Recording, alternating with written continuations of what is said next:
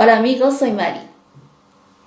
El nuevo virus COVID-19 está estremeciendo al mundo y a nuestras vidas.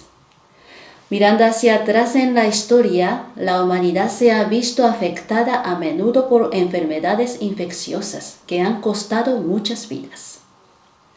Ya en las antiguas momias egipcias se han encontrado enfermedades infecciosas como neumonía, otitis, sarampión, malaria o tuberculosis. Incluso podemos encontrar ejemplos en personajes de calado histórico, como el pintor Goya, que sufrió meningitis, o Charles Chaplin o Napoleón, que tuvieron tuberculosis.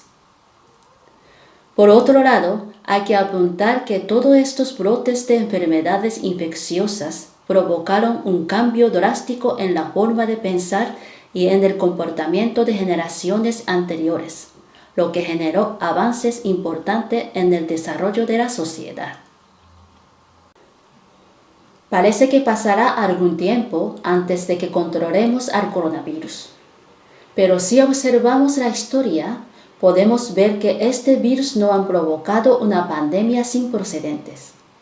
La humanidad ha experimentado y superado pandemias mucho más graves que esta. Por lo que hoy vamos a hablar sobre algunos ejemplos históricos de enfermedades infecciosas para considerar el desastre de la COVID-19. En el siglo XIV, se calcula que murieron unos 100 millones de personas por la peste negra. En Europa, donde se perdió un tercio de la población. Este suceso provocó un colapso del feudalismo, donde las nuevas artes y estudios dieron paso a un renacimiento. Y la autoridad de la Iglesia fue dañada, dando lugar a una reforma religiosa. También hay que apuntar que se produjo un importante cambio económico. ¿Por qué? Las áreas rurales de la Europa occidental medieval son comunidades controladas por señores feudales, que obligaban a los agricultores a pagar tributos anuales.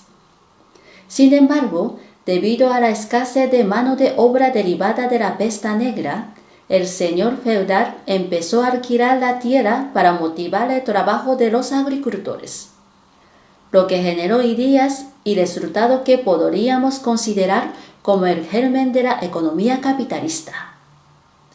El ejemplo más claro de todo esto lo pudimos ver en el Reino Unido, donde el excedente de tierra llevó a la cría de oveja y al consiguiente desarrollo de una industria textil.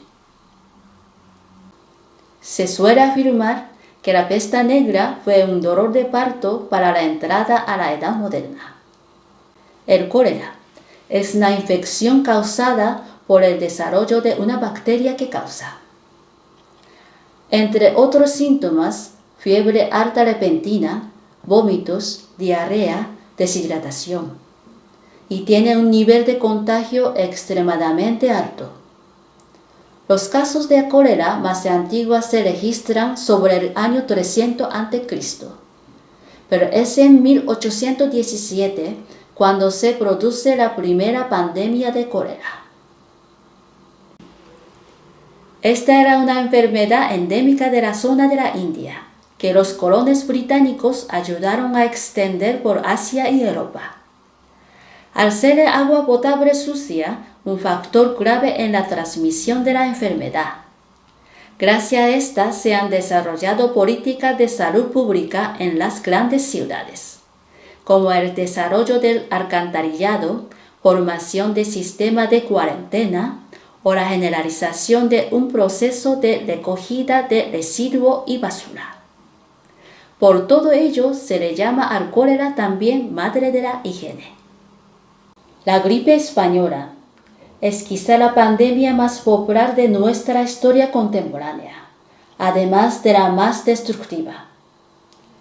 Se inicia en 1918 y se propagó durante la Primera Guerra Mundial. De los 1.600 millones de personas que había en el mundo en este momento, al menos 500 millones estaban infectados y se estima que fallecieron unos 50 millones por esta enfermedad. El origen de su nombre viene dado porque España fue el único país que se hizo eco del problema que los investigadores sitúan en Estados Unidos como origen de la pandemia. Tras conocerse los primeros casos en Europa, la gripe pasó a España, que era un país neutral en la guerra, que no censuró la publicación de los informes de la enfermedad y sus consecuencias a diferencia de los otros países centrados en el conflicto bélico. A pesar de la errónea denominación y de no ser el epicentro de la pandemia, España fue uno de los países más afectados, con 8 millones de personas infectadas y más de 300.000 fallecidas. Nuevas enfermedades infecciosas brotaron después de la Segunda Guerra Mundial. El virus Ébola, desde que se confirmó en África en 1976, ha prevalecido repetidamente porque tiene una alta mortalidad, como el brote de 2014 a 2016 que mató a unas 11.000 personas. El virus SARS tuvo su mayor brote entre 2002 y 2003, principalmente en Hong Kong, e infectó a más de 8.000 personas en 29 países y regiones diferentes. Murieron solamente 800 personas, pero si se desarrolla se volverá peligroso, con una alta mortalidad. El virus MERS apareció en Arabia Saudita en 2012 y afectó a gran parte de Oriente Medio, con unos 2.500 casos confirmados y una tasa de mortalidad de 30%. Por lo tanto, vivimos con un historial interminable de enfermedades infecciosas. ¿Cómo tenemos que enfrentarnos a este enemigo invisible?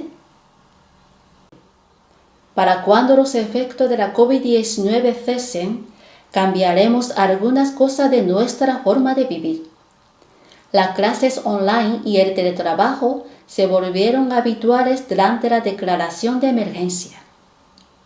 La industria de viaje, restauración, alojamiento, transporte, entretenimiento, etc., están sufriendo una caída de actividad alarmante, y a lo que hay que buscar soluciones. La concentración de la población en grandes ciudades continúa, pero existe una posibilidad de que se produzca un efecto de dispersión poblacional que comience en las áreas rurales por la expansión del teletrabajo. Aquí tenemos nuevas formas de negocios, ¿verdad? Si pensáis, las pandemias sacuden y tamizan la vida cotidiana de los seres humanos, clasifican lo que se necesita. Vuelven a cuestionar cómo debería ser la sociedad. Y sobre todo, desencadenan un cambio en nuestra forma de vida. ¿Qué opináis? ¿Pensamos en nuestro futuro post-COVID? ¿Qué os parece? Gracias chicos por escucharme. Hasta pronto.